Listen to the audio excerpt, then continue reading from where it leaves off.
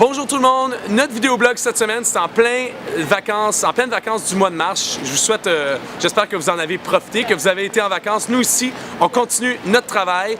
Cette semaine, c'est sur l'infolette, les sujets qui vous sont partagés quotidiennement. Alors, si vous avez la chance de le recevoir par courriel, excellent. Sinon, vous pouvez toujours vous inscrire. Envoyez-moi un courriel, mathieu.fleury@ottawa.ca pour tous les détails. On vous les achemine par courriel. C'est un élément détaillé de ce qui se passe dans notre communauté.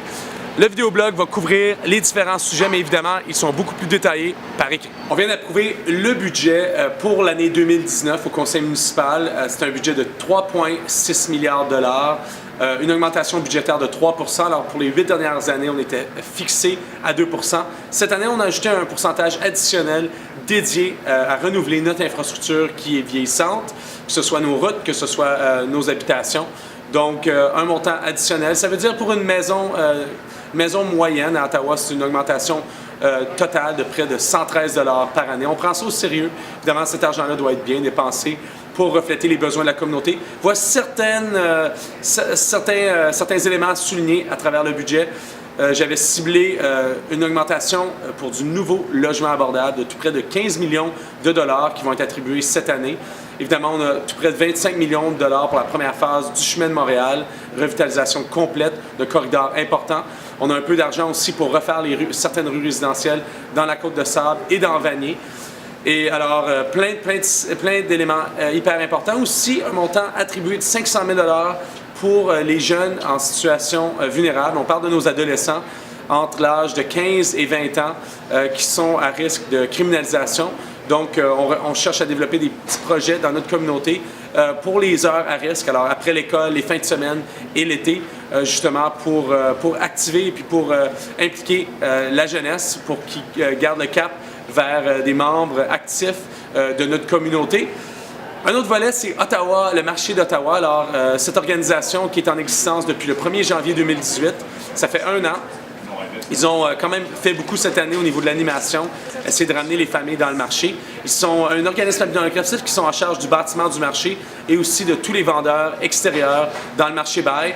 On espère que l'année 2019 soit encore plus innovatrice pour cette organisation, que l'animation va se poursuivre, évidemment qu'ils vont continuer à repenser les espaces commerciaux dans le bâtiment du marché.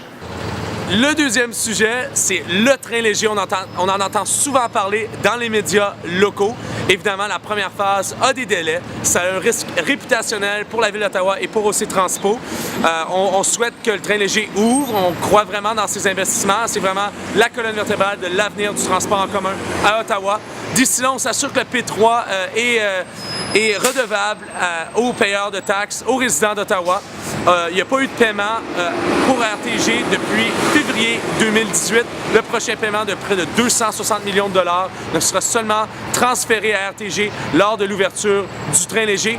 Vous l'avez entendu, on a approuvé la deuxième phase du train léger. C'est aussi important. Ça veut dire que l'ensemble des communautés d'Ottawa sera relié à moins de 5 km d'une station du train léger. Ça veut dire que les gens vont pouvoir marcher, la plupart des résidents d'Ottawa vont pouvoir marcher aux stations du train léger. Évidemment, ça connecte aussi l'aéroport, alors j'y crois. Et une fois que la première phase sera ouverte, on va compléter ici, on est sur la rue Rideau, entre Dalhousie et Sussex, tout ce qui a rapport avec la surface, améliorer l'expérience sur rue. Et évidemment, on va continuer aussi, on va compléter la section sur William. Êtes-vous comme moi, vous avez passé l'hiver dans notre belle capitale froide. On a besoin d'être réchauffé par de la musique et de la nourriture mexicaine, latino. On est ici pour vous partager une nouvelle entreprise qui est située sur le chemin Montréal, au coin Alfred et du chemin Montréal. C'est important pour nous d'appuyer nos entreprises locales. Cette nouvelle entreprise, Chilaquiles, qui est située ici sur le chemin Montréal, offre une nourriture mexicaine extraordinaire. Je vous invite à venir faire un tour. Ça a été récemment, on a mis en profil ce beau commerce-là sur le Citizen. Revitalisation du chemin Montréal, c'est sous la rubrique ottawa.ca-vision Vanier.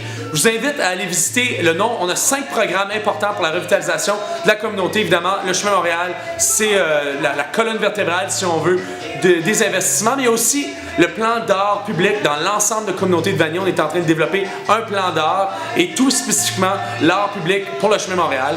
On a eu une belle participation citoyenne à la première consultation. Il y a un artiste consultant qui a été engagé. On souhaite votre participation, on souhaite votre feedback. Évidemment, l'art, c'est nous, ça représente qui nous sommes, qui on veut être.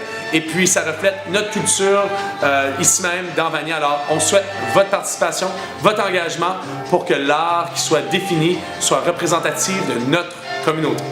Un hiver difficile, plus de 270 cm de neige. On a même eu il y a quelques dimanches, un dimanche complet de pluie. Moins de 24 heures après, c'était une gelée complète. Alors, c'est difficile pour les résidents, c'est aussi difficile pour l'équipement et les opérateurs d'équipement d'hiver à la ville. Évidemment, notre priorité, c'est de s'assurer que les rues principales et les trottoirs sur les rues principales soient bel et bien entretenus de façon rapide. Mais aussi, on veut reprioriser, on veut s'assurer que les trottoirs sur les zones résidentielles, dans les rues résidentielles où il y a des centres communautaires, où il y a des écoles, où il y a des centres de soins de longue durée, qu'on priorise ces trottoirs-là. On a fait un vidéoblog sur la matière la semaine dernière. Je vous invite à en prendre un petit aperçu, à en apprendre davantage. Évidemment, notre objectif principal, c'est de voir des modifications, projet pilote, pour l'hiver prochain, décembre 2019. Je vous remercie d'avoir pris l'occasion de regarder notre vidéoblog qui met en profil notre infolette de ce mois-ci.